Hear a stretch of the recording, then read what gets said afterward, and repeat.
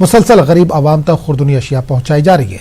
वहीं राशन के लिए जो फोन आ रहे हैं उनमें बहुत से फर्जी भी निकल रहे हैं। लोग घरों में कई हफ्ते का राशन रखकर इंतजामिया से राशन का मुतालबा कर रहे हैं। ऐसा ही एक मामला अलीगढ़ का सामने आया, जहां राशन के लिए कॉल आने पर जब इंतजामिया ने तफ्तीश की तो राशन का मुतालबा फर्जी निकला। घर में 15 दिन का राशन मौजूद, फिर भी मांग रहे हैं राशन।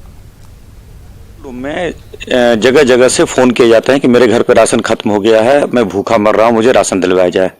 इसी क्रम में एक अबराग पुत्र अंसारी था जो लोको कॉलोनी में रहता था, वो रिक्शा चालक था। उसने फोन किया रात को करीब 11-12 बजे कंट्रोल रूम को कि मेरे पास राशन नहीं, मैं भूखे मर रहा हूं। तो मैं और सीओ थर्ड जांच करने गए कि अगर सही स्थिति है तो इसको राशन उपलब्ध करवा दिया जाए।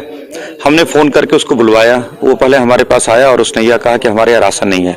हमने कहा चलो तुम्हारे घर चल के देखते हैं। पहले जब उसके घर पे गए तो वहां ताला लगा हुआ था। उसने कहा कि चाबी किसी और के पास में, बच्चे कहीं और गए हुए हैं। खैर किस तरह से उसके घर को खुलवाया गया। जब अंदर देखा गया तो उसके पास पर्याप्त राशन उपलब्ध था। लगभग 10-15 दिन का खाने पीने का सामान था, आटा था, चावल था, सब्जी था, हर चीज था। और उसी के कमरे में एक ट्रंक में गेहूं भी रखा हुआ था। तो इससे लगता है कि या तो अनावश्यक रूप से जमाखोरी के डर से या प्रशासन को परेशान करने की नीयत से ये लोग, कई कतिपय लोग झूठी कॉल कंट्रोल रूम को कर रहे हैं।